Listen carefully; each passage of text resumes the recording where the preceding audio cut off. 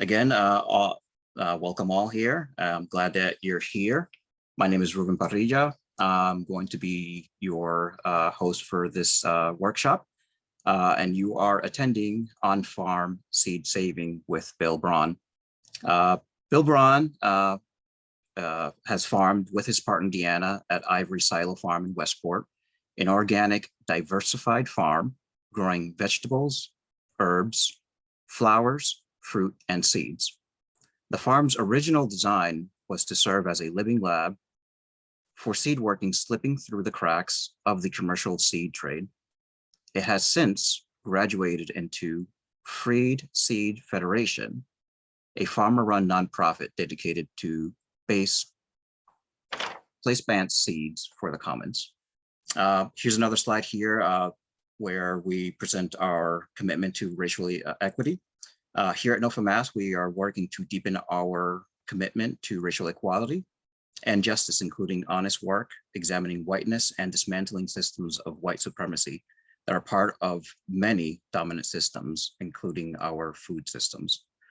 The foundation of modern organic agriculture is rooted in long-standing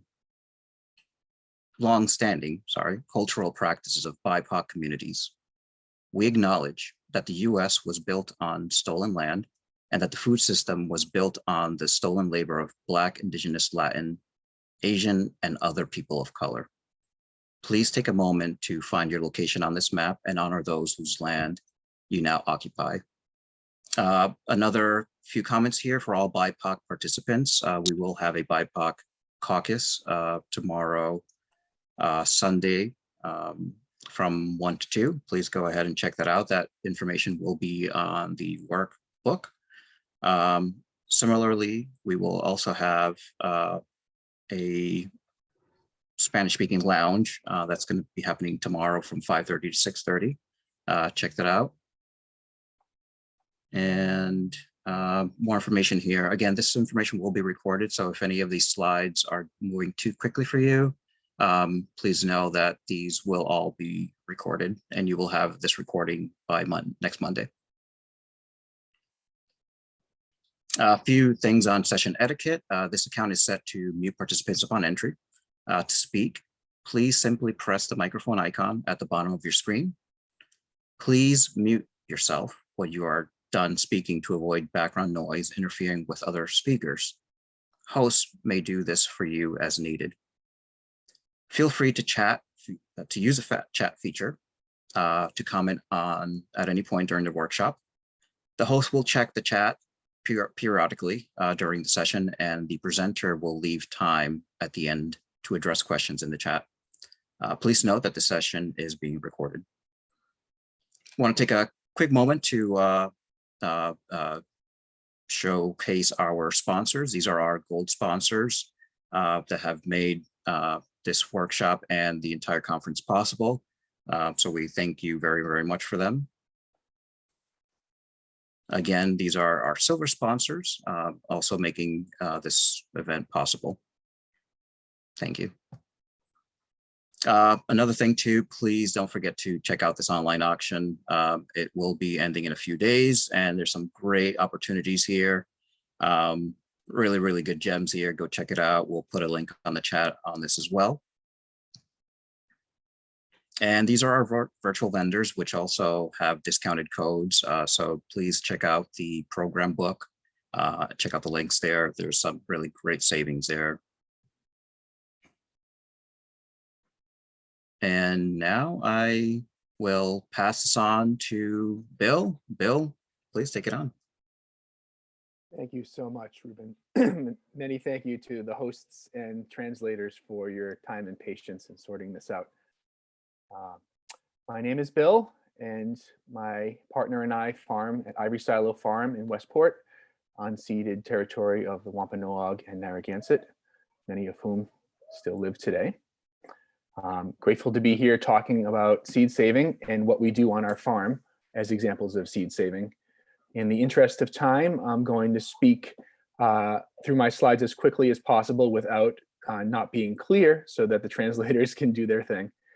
So I just ask that questions can happen in the chat feature, but I will do my best to get through my slides so that I can take questions at the end and have time for them.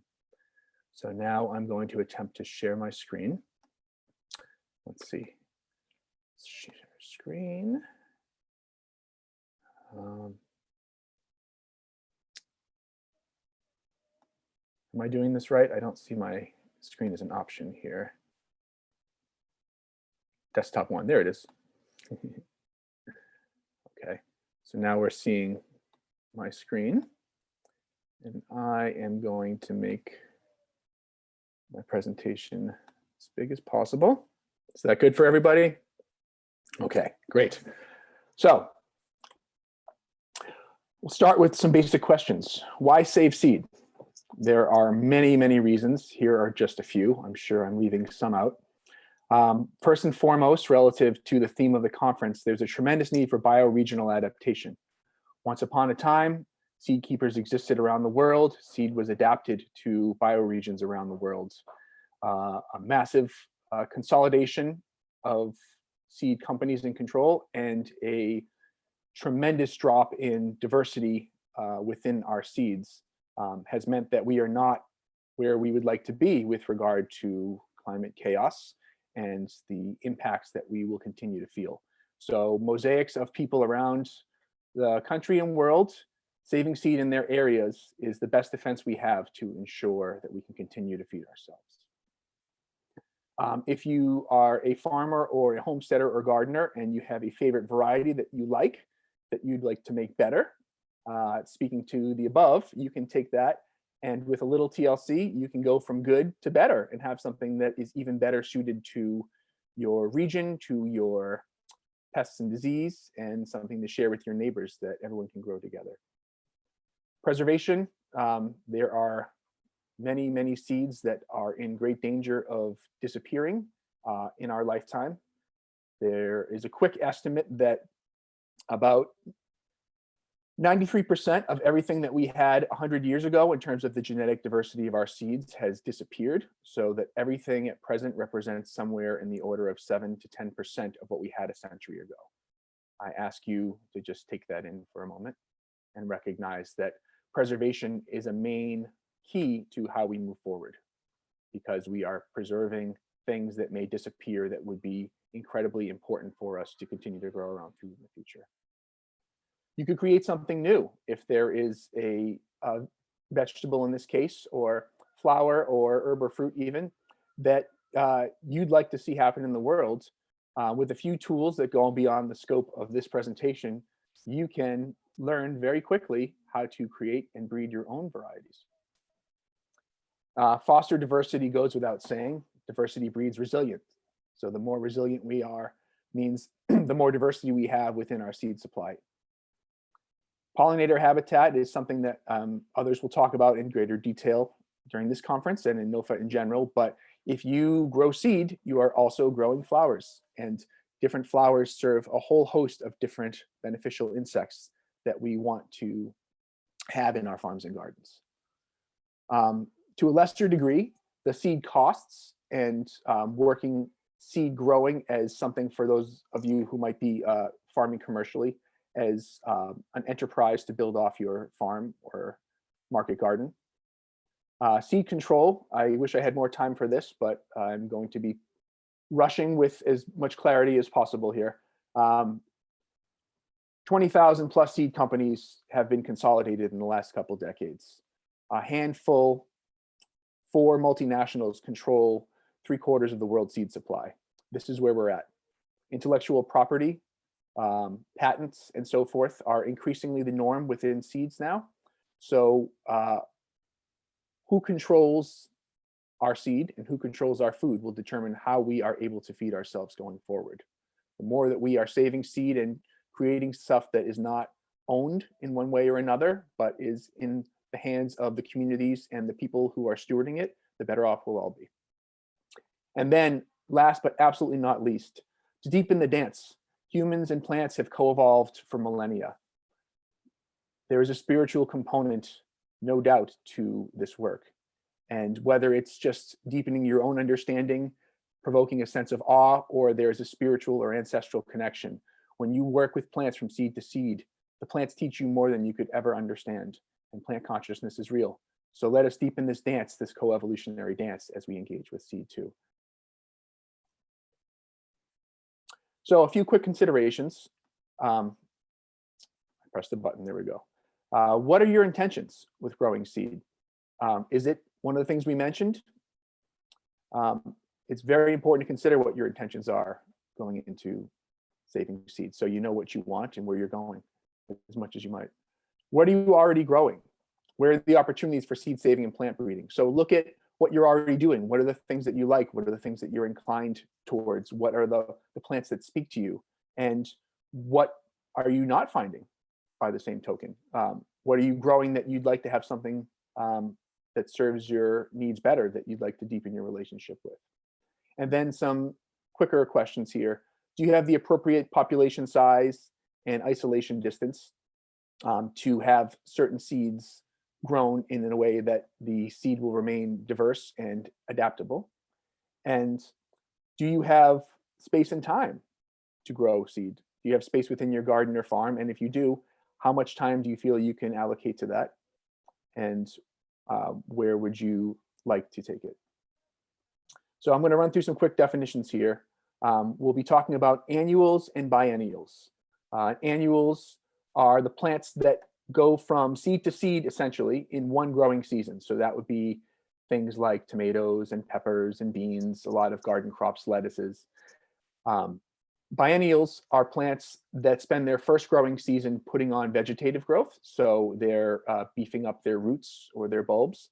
And then they are flowering and setting seed the second growing season.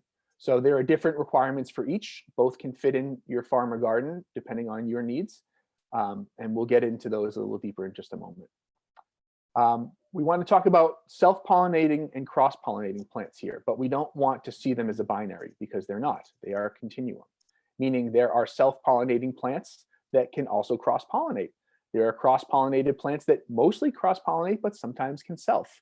So this is for you to take in your own time to do research on, depending on what your interests are. But basically, we want to understand that there are plants that can self and plants that can cross, and the population sizes are what we really want to focus on in the time that we have today.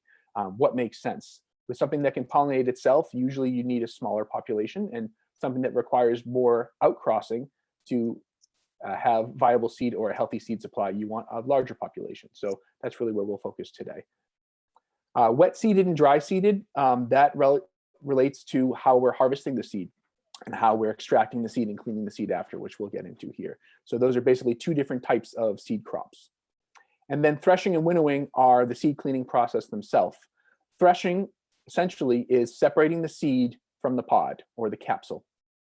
And winnowing is cleaning the seed from all the other chaff and bits of debris that happen when you are harvesting seed. So that would be pieces of the pod, dried leaves, stalks, and so forth. So two basic forms of seed cleaning that we hopefully will have time with as we're blazing down these slides. So there are generally 4 methods of seed saving. We're going to focus on 2 to 3 for most of what the examples that I'm giving are today. So the first method, I wrote population or isolation, which basically means what is referred to as mass selection. So when we have seeds, sorry, I have a 4-year-old talking in my ear here. When we have participating in seeds, we are dancing the dance, doing what humans have done for millennia. This is sometimes known as mass selection. So basically, we're growing out a population, and as long as it's far away enough from other things that can cross with it, we're just growing it all and saving the best of the best. This is something humans have done for many, many years, and this is still a very effective method of seed saving. Bagging refers to actually covering covering flowers with a number of different types of bags or coverings to prevent the bees from getting in there and spreading pollen to the plants that you want. So we'll talk about some strategies for bagging. Alternating days is something we'll not get into, but that's a little more sophisticated. Basically, if you had 2 types of peppers, let's say, that you didn't want to cross with one another, you could build these large isolation cages, which are protected from insects coming in. And one day you would put the cages over one type of pepper so that the insects could pollinate the other type of pepper, and then you would move that cage to the other peppers the next day so that the insects are continuously pollinating and getting fruit and therefore seed, but they're not crossing with each other on a daily basis. That's something that we'll not get into today because that's usually not practical for gardens and farms of most scales. And then we will touch quite a bit on the crops that we have here where relevant on hand pollination. So if you have the time and the patience and the humility to approach hand pollinating, this is a very effective strategy if you are growing more than one type of crop that can cross with each other, or if you are in a community garden setting or at a farm where others are growing on neighboring farms and isolation is not possible. So we'll start with annuals here. Some questions to ask for yourself in terms of how annual seed saving might fit in. Does the planting time correspond to seed harvest? And what I mean by that is some plants you can grow the same way that we grow for food, and you can save seed that way. Other plants might need a longer season to grow as a seed crop than to grow, let's say, just for market harvest or for personal or family or community use. Meaning, in the example of a lettuce, if you grew a lettuce in the springtime, there would be plenty of time for that lettuce to flower and set viable seed and be harvested. If you were growing a fall lettuce crop, there would not be enough time for that lettuce to be harvested for seed. So thinking about when you're planting what, and does that make sense in terms of seed versus just for food? When is the seed harvest is partially referring to above, but it also means when is the seed harvest during the season? Is the seed harvest in the busiest time of year for you where you're doing many, many other things, either in your farm or garden or in your own life? Will you have time to get to that seed crop and harvest it if, say, it's perfectly dry or birds start to eat it or bad weather is coming? Does that timing of when the seed is ripe and ready to be harvested correspond to what you have going on? And that's a major consideration because as a commercial grower, somebody who grows for my livelihood, it's a lot harder to get to things in July and August than it is in October. So, and then most importantly, I think for annuals, biennials, any seed saving, do you have the time for observation? Because any of us who are growing a garden or have a farm are interacting with plants regularly, and we are cultivating an understanding of those plants. And we need our expert eyes to be on the crops to observe throughout the life cycle of the plant what we are looking for if we're going to save seed from them. So now I'm going to run through just a few annual crops by way of examples that kind of highlight some of the things we've talked about, and I'm happy to answer more questions about them at the end. And there's always more to learn, so I'm not going to be able to cover everything here. So we'll start with squash because it's one of my favorite things to grow, and I think it's important for people to know. Squash is cross-pollinated, meaning it cannot self-pollinate on a perfect flower, but rather has male and female flowers on the same plant. So one squash plant could theoretically give you viable seed because the pollen and the ovary are both there, but not on the same flower. So squash requires some help to get the pollen from the male plant to the female plant. There are three main species that we grow for food, mostly, and those are Pepo, Moschata, and Maxima, respectively. Who falls in what category, we're not going to get into at the moment, but it's very, very important because, as you can see below, the species rarely cross with one another, so infrequently, in fact, that we don't have to worry about it. Meaning, if you grow a Pepo, let's say a pumpkin, and a Maxima, a Hubbard squash, side by side, they will not cross with one another, and you can have pure seed from both crops, even though they're growing right next to one another, and even though the bumblebees and other pollinator allies are going back and forth between these plants. Different varieties of the same species, however, cross rampantly with one another, meaning if you grow a summer squash that's a C. pepo and a pumpkin that's a C. pepo side by side, even though they look nothing like one another and we're harvesting them at two different times of the year, they will cross frequently with one another. So it's very important just to know the species of the squash you're growing. So approach one for squash would be the isolation approach. So this means basically, as long as you're not growing two of any of the same types of these different species of squash side by side, you just grow the crop and take care of it as you normally would. and harvest it for fruit as you normally would and save the seeds.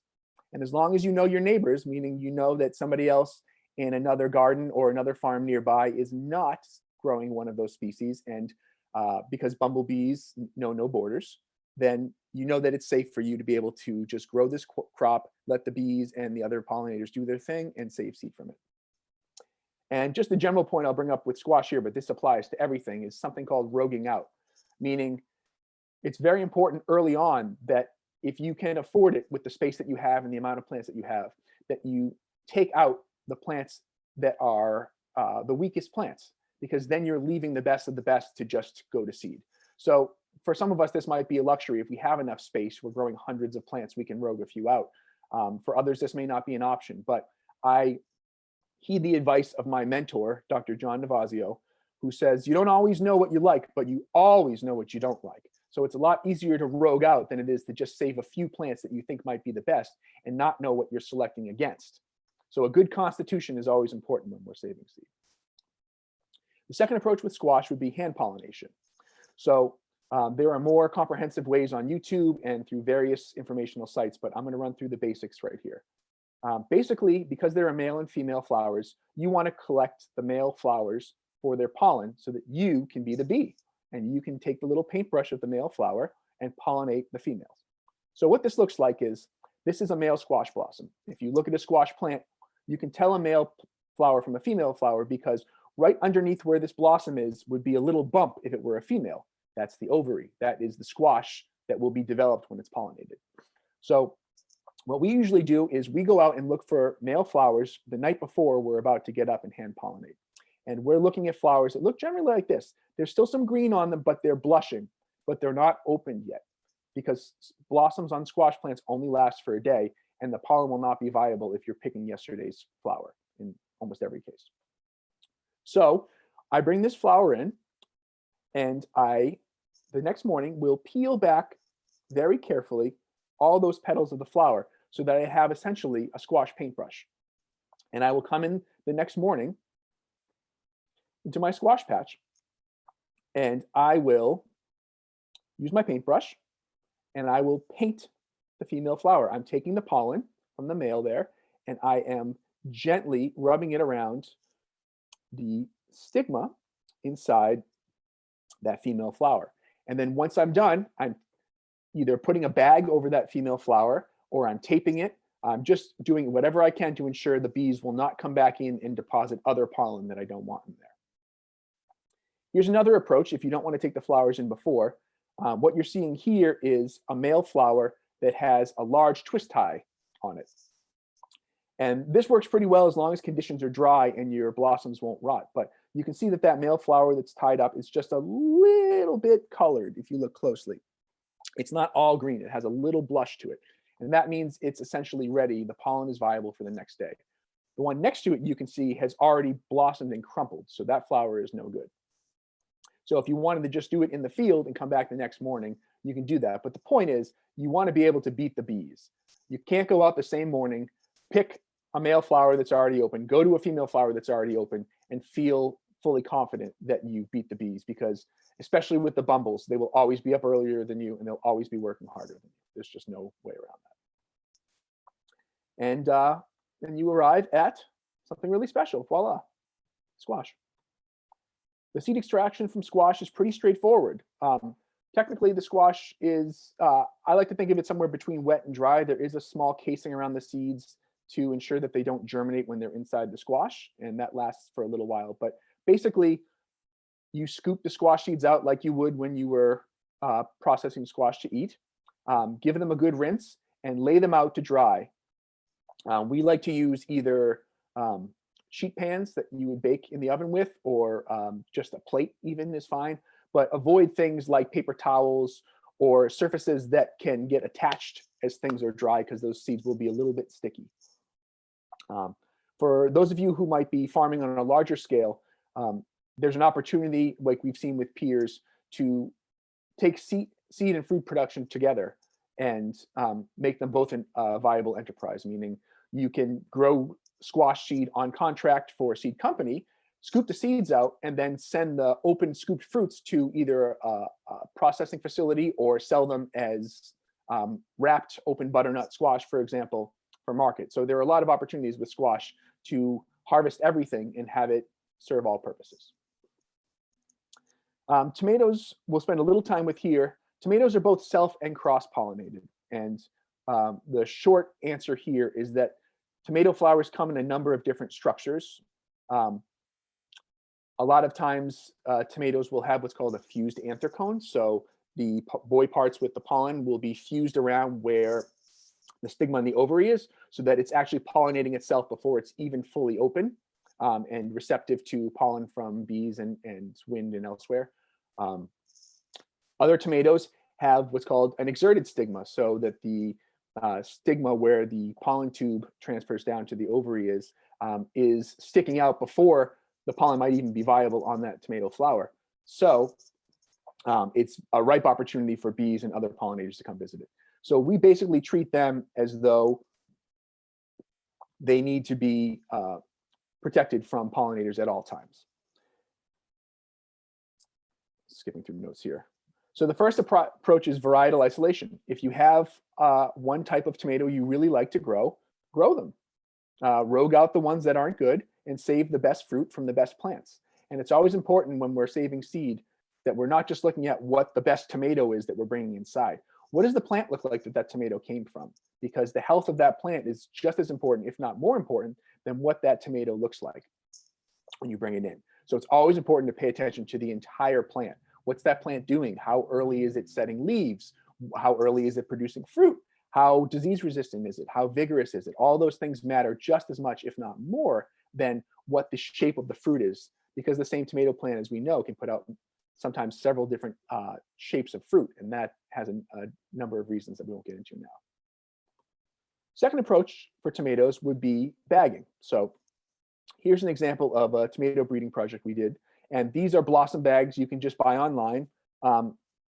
They're easy to use. They're like a very fine netting that gets pulled together with a string, and we can put those over flowers that have not yet matured and leave that on. And especially if those flowers are rampant self-pollinators, like in the case of tomatoes and peppers and things like that, then we know that after that flower has flowered and pollinated itself and dropped off, we can safely take that bag off and put a ribbon around that spot where the fruit is going to be, and know that that is going to be representative of the plant itself, and not have pollen from another plant nearby come in and cross-pollinate.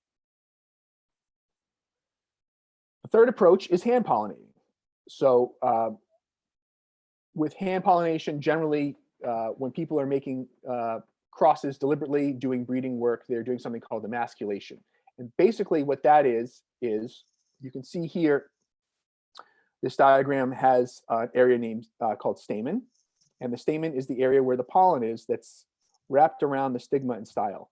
And emasculation is the process of taking tweezers and pulling that stamen off what will be the mother plant, what will be where you're going to deposit the pollen, so that it can't receive its own pollen. And you're doing that when the flowers look something like this. So it's before the flowers have fully opened, because the time they fully open is usually, almost always, when the pollen is viable. So we would peel off the outer anthercone there. So we just had this stigma and style that you see in the middle here, basically the area where the pollen is received and the tube going down to the ovary. And we would take our male pollen, which would be, I'll go down here again. You can see to the right of the person's thumbnail, there is a flower that's wide open. The pollen inside that flower is likely viable. Pollen viability has to do with a number of factors: the temperature, the humidity, the conditions. So it's important to inform yourself, educate yourself when pollen is viable and when it's not, based on weather conditions. Generally, if you're going out in the morning and it's not excessively humid, it should be okay to take some of that pollen and move it around. So that can be done with a fine pointed needle. That can be done sometimes by picking the flower you want to take pollen from and bringing it right over to the female and brushing it. There are also other brushing techniques, such as using a small paintbrush, and even using an electric toothbrush, which I have never done before. But These are a very effective means, but what's sometimes just challenging, or one more step in the process with the brushing techniques that we see here, is that you have to make sure that all the pollen that you've deposited is off and the brush is absolutely clean before you're going to another flower. So you're not bringing some residual pollen from another flower if that's not your intention. So then we have our beautiful tomatoes that we harvest. The riper the tomato, the riper the seed. And we are going to scoop out all the pulp inside that tomato that's cut open there and put that into a jar or any kind of vessel. And tomatoes they are a wet seeded crop. So they have a coating around the tomato seed that needs to be broken down for a good germination. It also, the fermentation process breaks down most of the diseases that might travel on the seeds as well. So fermenting wet seeded crops like tomatoes is very important. And I don't have great pictures of it here, but I'll walk through the process. Basically, you're scooping the pulp out and mixing it so that it's not in chunks inside a jar or an open crock or a vessel. And then you're putting a cloth over the top so that fruit flies and other insects and dust and dirt don't get in. And you're leaving that for about 3 to 7 days. And in that time, the seeds and the pulp will begin to ferment. And if you see some mold forming on the top, you can stir it around. My major test is if I pull one of those seeds out of that stinky goo, I can feel it between my fingers and it feels dry. It doesn't feel like it has a sort of embryonic film sac around it like it did when it came out of the tomato. So that's when I know that it's ready. And then we use a process of decanting, which is basically taking your vessel, adding water to it, waiting a minute until the seeds settle to the bottom and the non-viable seeds and some of the pulp floats to the top, and gently pouring that off bit by bit by bit until you just about get to where the seeds are, and then adding more water, letting it settle, and continuing that process till all the pulp is gently poured off and you have your viable seed in the bottom. And that's when we would give it a rinse in a sieve or a colander and dry it down immediately after that. Spread it out nice and wide on a plate or a baking sheet. Beans are an example of something that's very straightforward and very easy.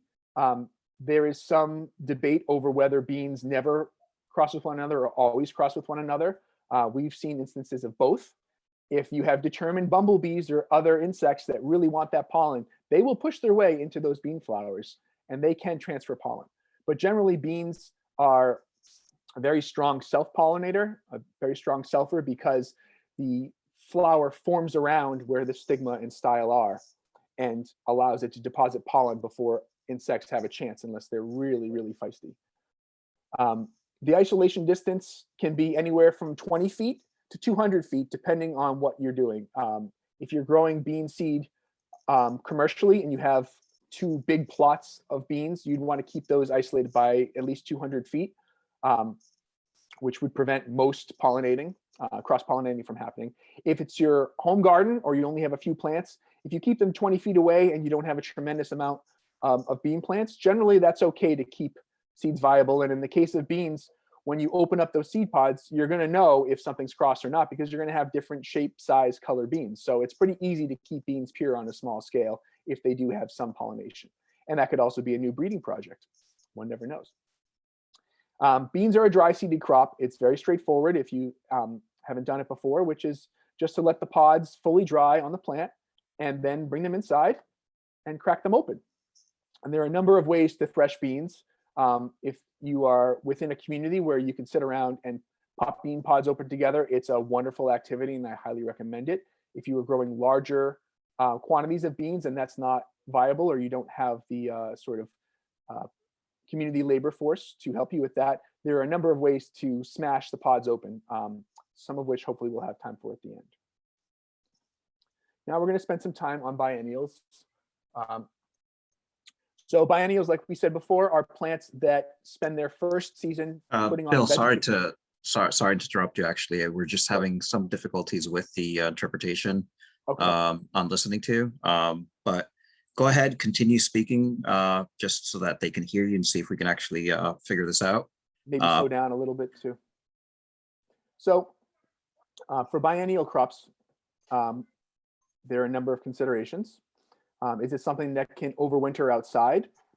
If you have greenhouses or high tunnels or some form of protection, can it overwinter in that protected culture?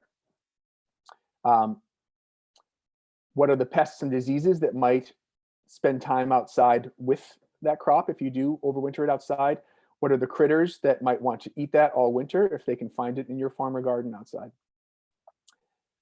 Do you have appropriate space and storage? We'll get into a few main examples of how we deal with biennials at Ivory Silo Farm, but basically oftentimes if you can't overwinter it outside, then that means actually digging plants up and storing them. It could be the roots of the plants themselves, the actual stalk and roots. It could be a root vegetable like a rutabaga, or could be a bulb like an onion.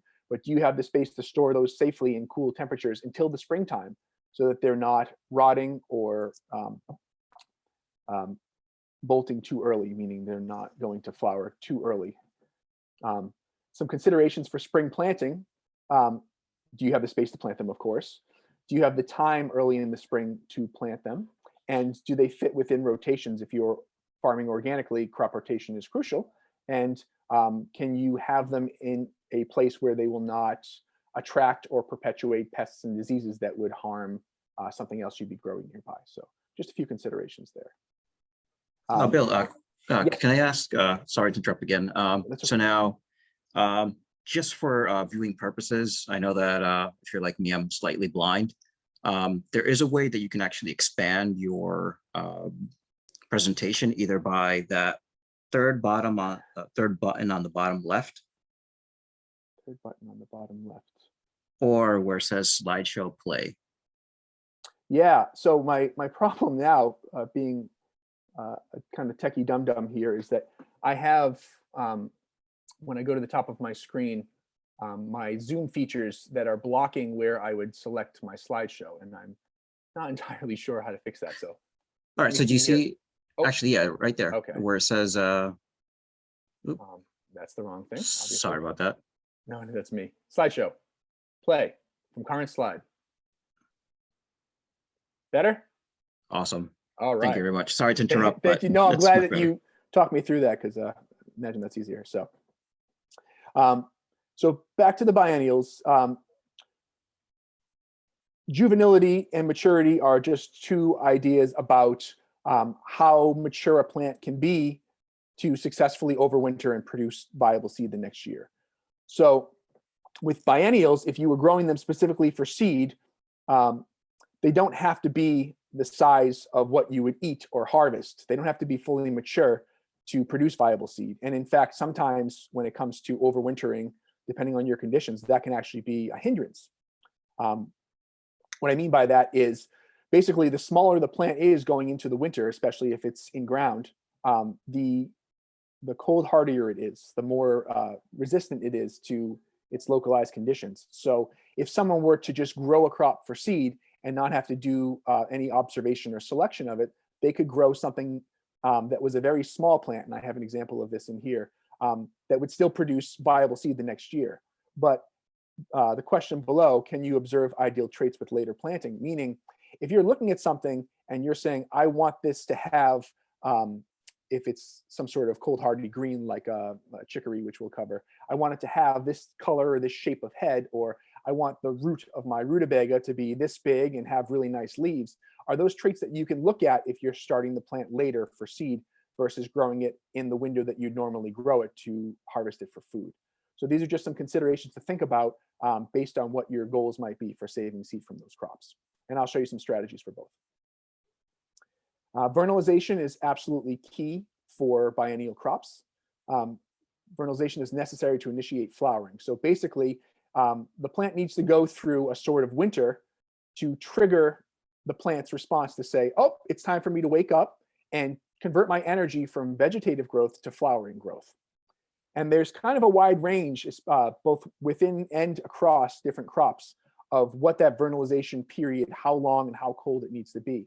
But generally speaking, and I hope you will go look specifically if you're interested in specific crops, but 10 to 12 weeks at 40 degrees Fahrenheit covers most plants. So if you can keep something about 40 degrees or even between 38 and 40 degrees, depending on the crop. And it can be for essentially, 2.5 to 3 months. Then it's pretty safe that when you take that out and it warms back up to 60 degrees, that it will be ready to do its thing and start flowering. So the first one I'm going to focus on here, and I apologize if some of this terminology is confusing in translation, but there's been a tendency with some local strains of rutabagas to call them turnips. I don't know where this originated. I don't particularly like it because turnips, in terms of like a purple top turnip, is a different species than what a rutabaga is. But there are a whole class of rutabagas with all their own special traits that are also called turnips by local vernacular.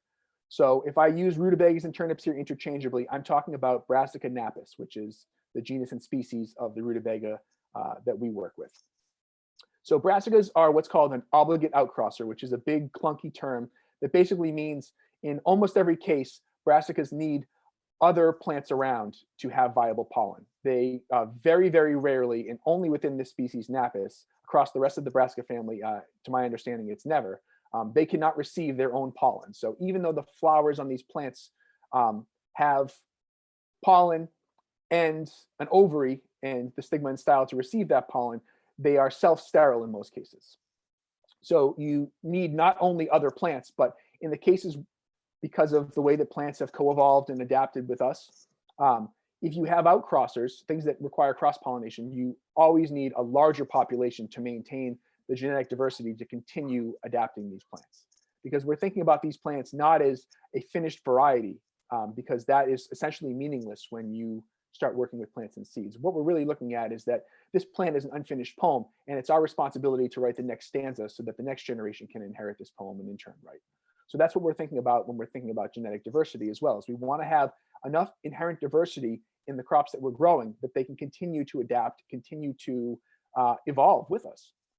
And especially in the case of cross-pollinating plants, if you don't have enough plants, pretty soon the seeds that you're saving and keeping will have a plant that is not exactly what you intended to have there. So in the case of the Macumber turnip, this is a preservation project. This is a local heirloom that we were fortunate enough to inherit. It's a wonderful vegetable I could talk about for hours, but won't right now.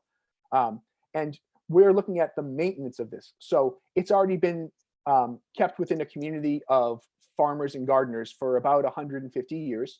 And the more that we save seed from crops like a turnip that are outcrossers from just a few plants, the more that we're reducing the amount of diversity if we're not introducing new diversity along the way, and the more we can reach a genetic bottleneck. So in order for us to preserve the diversity that we already have in our crop, we want to focus on about 120 to 200 plants. This might seem very unrealistic for people who have gardens, but hopefully we'll have some time at the end to talk about strategies, ways you can team up with neighbors, other gardeners, things like that to have the right populations for some of these outcrossing crops. This is the Macumber turnip, and this is one example on other farms. We partner up with a few farms in order to get our seed crops. We provide them with the seed, and we in turn come and we flag the best looking plants on their farm and dig them up and work them in with our population at our farm to have a very viable seed crop. So this is what it looks like when we first take them out.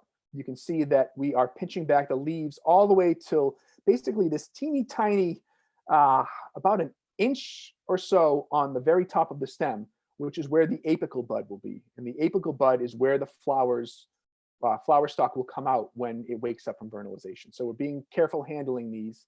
Turnips also, as with some other brassica crops, will initiate flower stalks off of the side of the roots and sometimes even the side of the stalks. So you can still get viable seed if you accidentally bang up this apical bud on top, but your best seed and your most plentiful seed will be from that area. So you want to keep that intact as much as possible. Next thing we're doing is we're putting them in sand, some damp sand, and we're storing them essentially in a building that is mimicking a root cellar. So they're exposed to the cold. They're protected from really harsh cold and really cold wind. In most years, these turnips could overwinter outside pretty easily, especially with a little bit of mulch, because they're hardy down to about 5 degrees. And where we are in southeastern Massachusetts, we're in a microclimate of a zone 7B. So we could grow these outside. For most of their life, they had been grown outside. Very few of the farmers the few farmers who are still keeping this strain of Macumber turnip are actually bringing them in like we are. But unfortunately, what that means is a lot of them who are harvesting them for market are selecting the best of the best to send to market and leaving the rest for seed. And so from a co-evolve dance perspective, that's not a good look for our crop. So we're actually selecting the best looking ones out of the field before we harvest everything, bringing them inside and storing them for the winter. Springtime comes. This is not the best picture because this was an experiment with some coffee chaff mulching underneath our plants that obviously didn't go very well. But these are what they look like. We've planted them out now in rows about 2 feet apart. And we've done the Florida weave, which is a way of weaving for tomato plants, where we're putting a stake and we're basically weaving around the stakes to hold the stalks up, because these stalks will tend to break or fall over if you have high winds in the springtime, or if animals come running through and you don't have adequate fencing. But basically, this is what it looks like while it's in flower, and we're doing our best to keep critters away. The biggest problem we have now with growing seeds on our farm, especially brassica seeds, is birds. Once the birds find you, they will love you, and they will visit your farm and garden every single year. And I have heard pea or seed growers say that they're convinced certain populations of birds have actually changed their migratory pattern so that they can visit the farm or garden every single year knowing that seed will be there. So in a perfect world, you would want to let this seed dry down to about 3/4 of the way, 2/3 to 3/4 of the way in the field. And I say that meaning if you let brassicas dry down entirely like you would with bean plants in the field, the brassica's seed pods are dehiscent, which means they are made to shatter open. So when brassicas are fully mature in the field, by the time the entire stalk is browned and all the seed pods are dry, basically the top seed, which is the most viable seed, is already starting to shatter open, and your seed is on the ground instead of taking it in the field. Let's see here. This is what happens when birds find it. Sometimes you have to come up with strategies. This is a picture I sent to my partner when I came out about a week and a half before the ideal seed harvest window, and noticed that 1/3 of the seed pods had been chewed through by yellow finches in about 2 days. So what we did here, this is a strategy to consider if you have birds, which I hope you do. We pulled the entire plants out of the ground, because instead of just harvesting the pods here, if we can harvest the entire plant, there's still enough energy inside that root in that plant to continue to allow seeds to go to maturity, even though it's no longer growing in the ground. So that looks something like this. This is a picture of pulling them early because of the birds. You can see we've just stacked them in a pile here because none of the seed pods are brown yet, and we're not worried about viable seed falling out at this point. So we can treat them a little rougher than we would if we were harvesting seed from the field.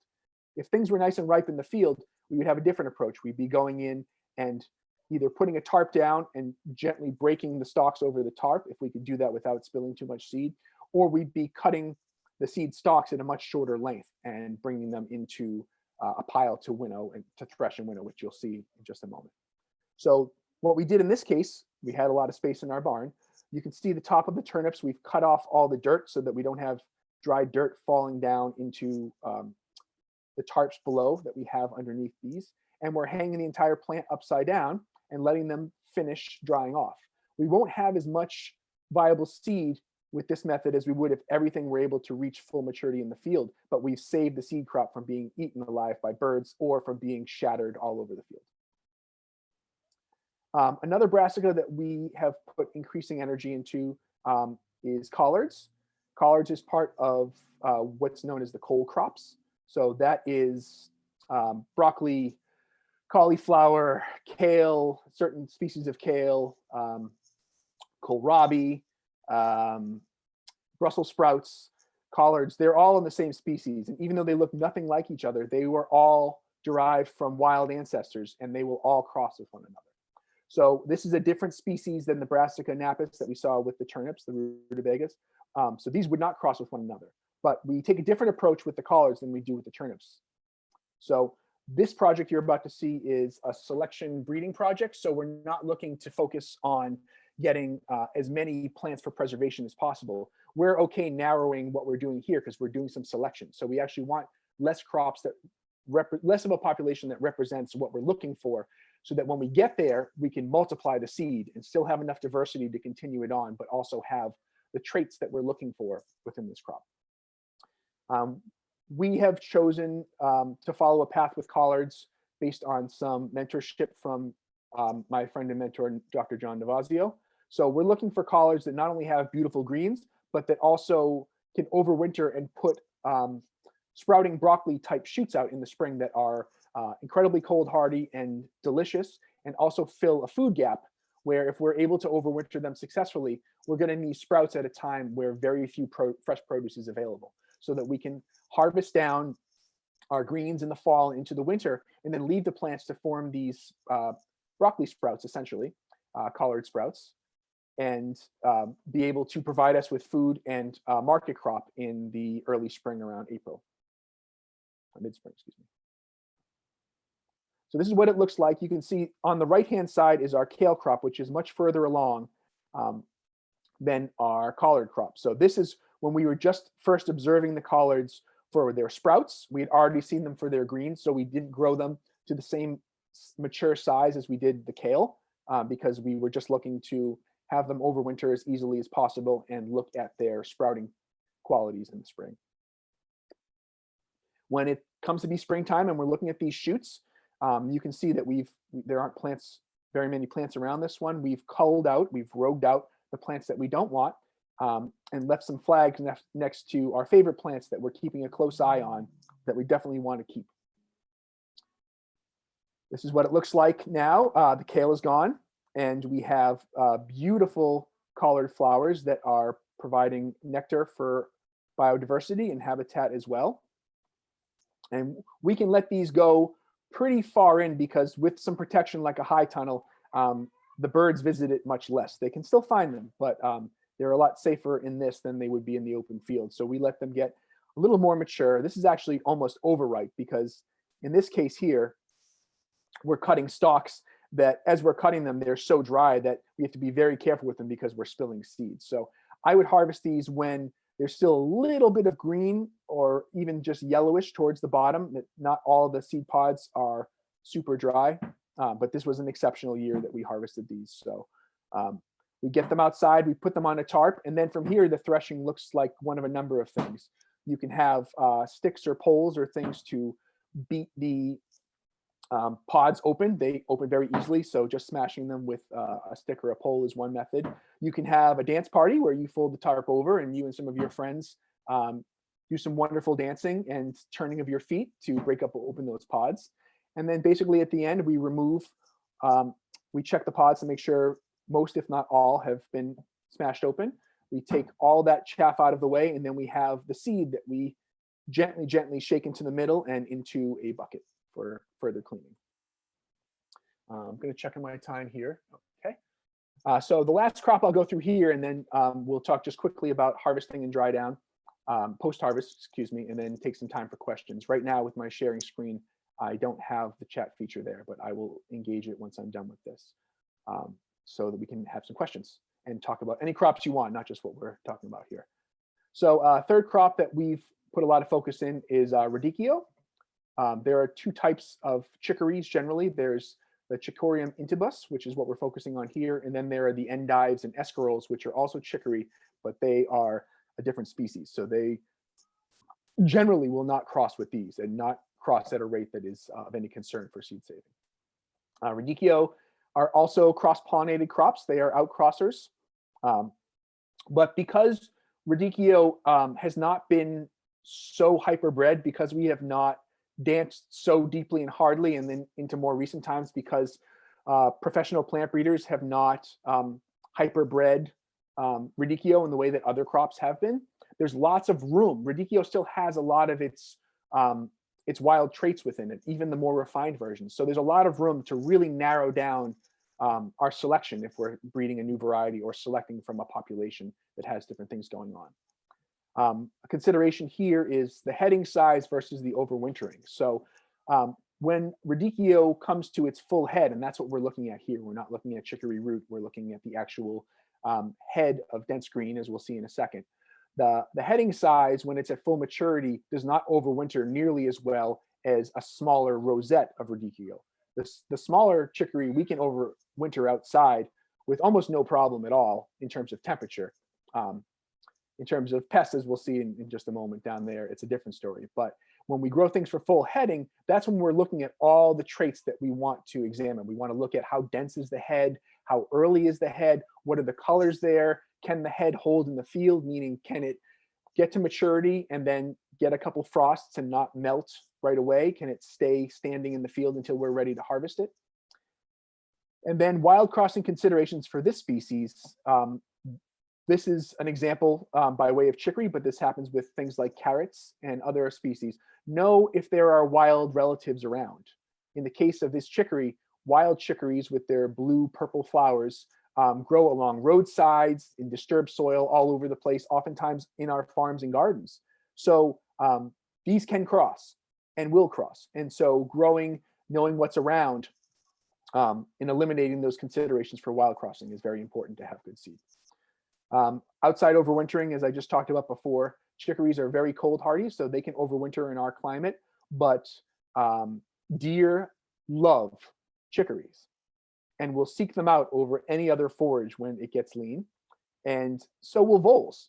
And voles and rats and other rodents love to eat the roots of chicories and sometimes also the greens as well. So just because we can overwinter them outside doesn't mean it's the best strategy for us, because we still want to have a plant come spring, and chicories are delicious. I don't blame them for that. So this is a population of chicory that we were doing some selection from.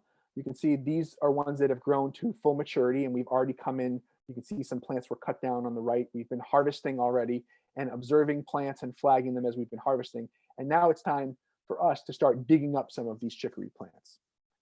If you already had a chicory that you really liked and you wanted to save some seed, we'll talk about this a little more in a second, but chicories are very easy to just grow as a small plant with enough leaves that it can overwinter and it's botanically mature enough to produce seed the next year. But we grew these out for full heads because we're observing all the traits of these chicories before we make their selection. And that means we're not just overwintering plants, we're actually digging them up. So the first step is that we're peeling back all the outer leaves of the chicory to see what's going on the inside, and taking a look at the head, observing the head. Does it look good? We're eating the leaves. We always want to taste everything. Please, please, please, as much as you possibly can, taste what you're selecting for, because one of the things that's so often overlooked until fairly recently within modern breeding is selecting for flavor. The reason that heirlooms and heritage varieties and varieties that have been kept in communities for the period of time that they have continue to stay around is because they're useful and they're delicious. They're not bred so that they all are ripe at the same time. They're not bred with a thick enough skin that they can travel across the country and store well. They're bred because they're nutritious and are providing sustenance. And that's something we always want to keep in mind with our breeding projects, which most of us doing on a small scale are doing anyway. I'm never trying to develop a commercial grade carrot that's going to be able to serve the canning industry in my home farm, at least not at this point. So you can see here that what we've done is we've used a fork and dug up the entire plants, make sure we get a nice root ball there. And then we're putting them into bins. And the reason that there are so many leaves still on these is because basically the window of time that we're harvesting these heads also overlaps with a big fall roots harvest on our farm. And I didn't have enough time to separate and pinch these back the way that I would. But you can see that there are a number of different color schemes going on here. And the reason for leaving so much foliage is that it buys me some time to be able to come back and see which ones I want to separate out with which. So our strategy here is that we're taking certain colors here, the magentas, and we're going to group those together. Some of the deeper wine reds we're going to group together. Some of the pinks we're going to group together, and some of the variegated ones here, the speckly ones, we're going to group together.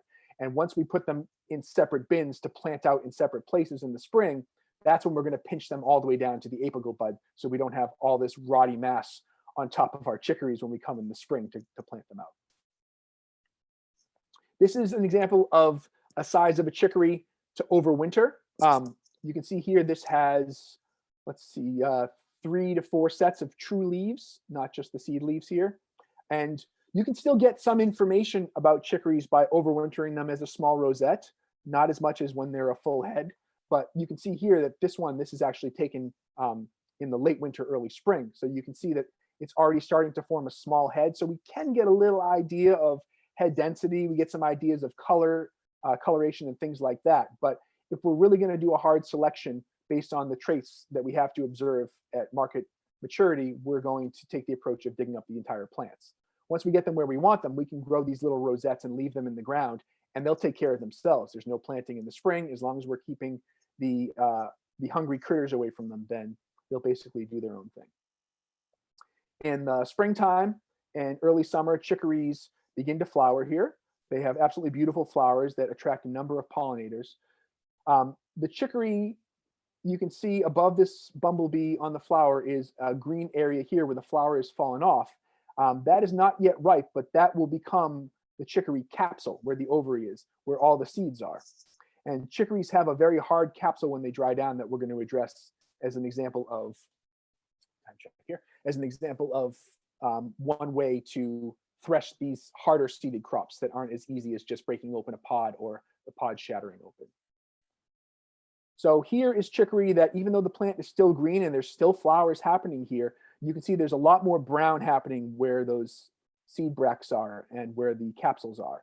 And so we're waiting for most of those to be brown without the plant being entirely brown itself. Chicories take a much longer period of time than other biennials to have viable seed. So it's extremely difficult in our climate to be able to grow chicories for seed over winter and then turn around and clean the seed and plant it in the fall for the fall crop.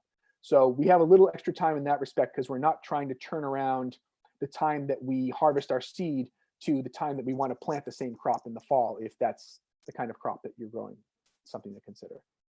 So we're harvesting these, and the seed extraction here, chicory is a dry seeded crop, and the capsules need a lot of help shattering. You can't just really stomp on them very easily and have the viable seed break open for cleaning. So the strategy we've developed for that is something very simple. We've taken a 5-gallon bucket, we've drilled a hole in the top of it, and then we've taken these long pieces of metal and welded on different chains that fit right into a cordless drill. So we can take the capsules and some of the chaff of these chicory plants that we see here. We're actually hand stripping these capsules off because there's so much stalk, and the stalk is so fibrous that too much of that stalk in cleaning can become a problem with the method that we're using to clean. So we're peeling those capsules off and putting that and the debris into this bucket, putting the drill and our chains in there, and we are basically smashing the heck out of these seed capsules with these chains until they break open. And then we're taking that for further cleaning afterwards. So we'll just touch really quick on a couple cleaning methods here. The easiest way to clean seed is if you have a sunny, dry day with decent wind, you can just winnow them outside. The winnowing, again, is the process of separating the seed from all the chaff and debris that's there. So a lot of times you're using these methods in conjunction with one another. So what I mean by that is seed screens, the second one, and we have purchased our seed screens from Southern Exposure Seed Exchange. You can get them, they're all over the internet. You can get the built seed screens. You can buy the seed screens themselves and actually build the frames for them if you'd like. But screening the seeds with different size screens, the idea there is that you put 2 screens together, and your top screen is called the scalping screen. And that's taking all the big material off as you're shaking these screens, but allowing the seed to fall through. And your finished screen, the smaller screen, smaller size screen below, is allowing really small material to pass through and fall out, dust and debris and really small pieces of chaff, but allowing the seed to stay there.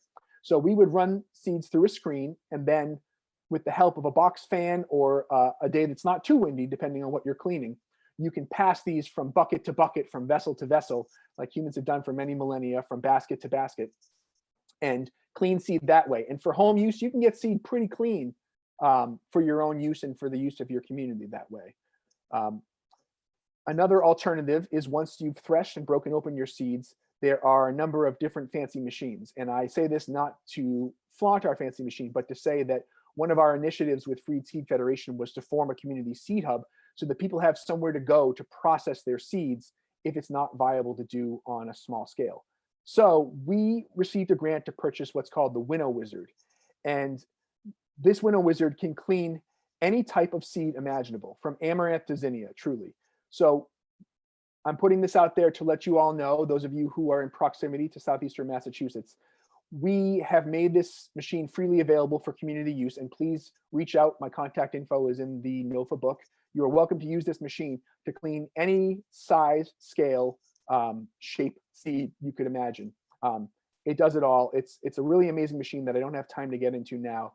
We're very grateful to have one, and it's really revolutionized the way that people can clean different types of seed really well and fast and effectively. And so this is now a community tool. Please feel free to call upon it and use it. One last note on post-harvest and storage. There's a certain percentage of dryness that each seed needs to be in order to be stored safely and not rot or mold or lose viability. On a home scale or a small scale, we use what we call the shatter split test. If you can, with your thumbnail, or if it's a larger seed like a corn seed or a bean seed, take something like a small hammer and you can bend that seed or whack that seed and it splits, clean break, then it's dry enough to put in the storage. If it bends or puts a dent in it without breaking, then it's almost certainly not ready for storage. Once it's in storage, there is a general algorithm that people use, which is temperature plus relative humidity should be below 100. So if you're storing your seeds in a room that has it's 60 degrees, you want it to be 40% or less relative humidity. So the temperature degrees plus the percentage of humidity should be at or below 100, and that will ensure long-term viability. If we can't measure this really easily, then if you have a north-facing closet in a cool area of your house, that's going to work pretty well too. And then how we store these seeds. If you put seeds in glass storage, you can keep them longer, but if you're concerned about them not being dry enough, you can actually expedite their deterioration. You can store seeds in, of course, seed envelopes and in paper envelopes and things like that. But if rodents are a concern, then that's something that you want to think about, how you put seeds in bins and things like that. And for seeds that you may want to store for a long period of time or that you don't think you'll get to for a while, they can be put into the freezer, but considerations are if the bags that you're putting them into are not freezer bags or need to be double bagged, and you can get freezer burn and damage to the seed coat and the embryo of the seed itself. And when you're taking those seeds out, I'm learning this the hard way and have now heard from others who have had the same blunder. Taking things out of a freezer doesn't mean just taking out the jar or the bag and opening it, because you know when you take something out of a freezer, the relative moisture in the room flocks right to that thing and condenses around it. So what you're doing if you're taking something out of a freezer really quickly and opening it up and the seeds are seeing the world, all that moisture is rushing to your seed and you're actually hydrating your seed in a way. So you want to take something out of the freezer, let it come to room temperature before you open it. That's a small point, but it's absolutely crucial if you preserve something for years and years and years in the freezer and you open it up and that mistake is made. So here are some resources. These are some of the top recommendations for books to continue to educate yourself on your seed journeys. Below is our website, Freed Seed Federation, and a quick plug for Freed Seed. We are conducting a seed security survey for the Northeast, and I will post the link to that in the chat just after I stop sharing my screen. Thank you all so much. Thanks again to our translators for keeping up with this, and I think we can open it up to questions now. I'll stop sharing my screen.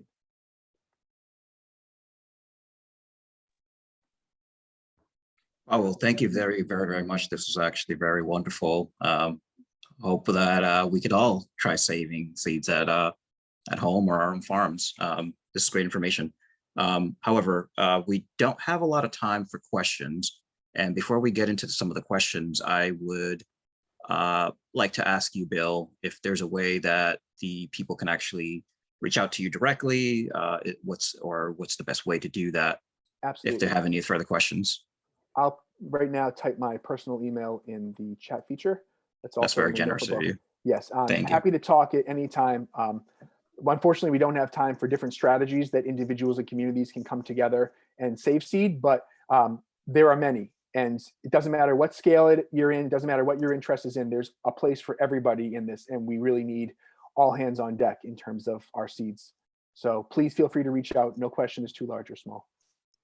Awesome. Thank you. Thank you. So let's see here. So so we have a question from Jenna Aldridge. This says, this is my first year saving seed from biennial beets. I buried my selected population in wet sand without the tops exposed, like in your Macumber picture, in attempt to keep them dormant. Will this negatively affect them? If so, should we fix it or is it too late? My short answer would be it's possible, meaning if there's wet sand coated around the top, it could increase the instance of rot. Basically, the wet sand is designed just to keep the root from drying out. So it's definitely not too late, looking at our time frame. I would just gently brush them off without damaging that top apical bud and let the stems stick out a little bit so that they can be properly dried down, because sometimes we're bringing in different bacteria or fungi on our plants. And when that top, especially that vegetative growth, is covered, then it increases the risk of it becoming a pathogen that could rot your crop. So I wouldn't say it's too late. I would suggest brushing them off so that just the tops are exposed. In fact, you can even just, in the case of beets or most of these roots, just sit them on top of wet sand. And as long as the lower roots are in the sand, the entire plant can be sticking right above. So they don't need to be buried too deeply unless there's concern about winds or things like that coming through that might provide wind damage.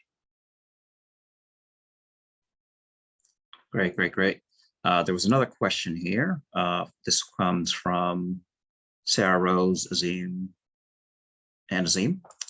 Says, thank you for the presentation. Are you concerned about the seed patent situation of potentially growing and saving seed that is patented unbeknownst to you? Is this a concern, and how do you navigate? I'm an avid seed saver and don't plan on slowing down, but once I heard of 46% of the lettuce varieties in Johnny's catalog in 2021 were under patent, and there's no publicly available list, I am concerned about this now. Yes, my answer is absolutely. I'm very concerned about it. And it's one of the three main drivers why I began engaging in this work. And I won't tell my entire life story, but seeds have connected me and plants have taught me more than I could ever have imagined. And I am so grateful for them. And one of my early experiences with seed saving was looking at this handful of seeds and saying, this is a miracle. And this has sustained humans for millennia.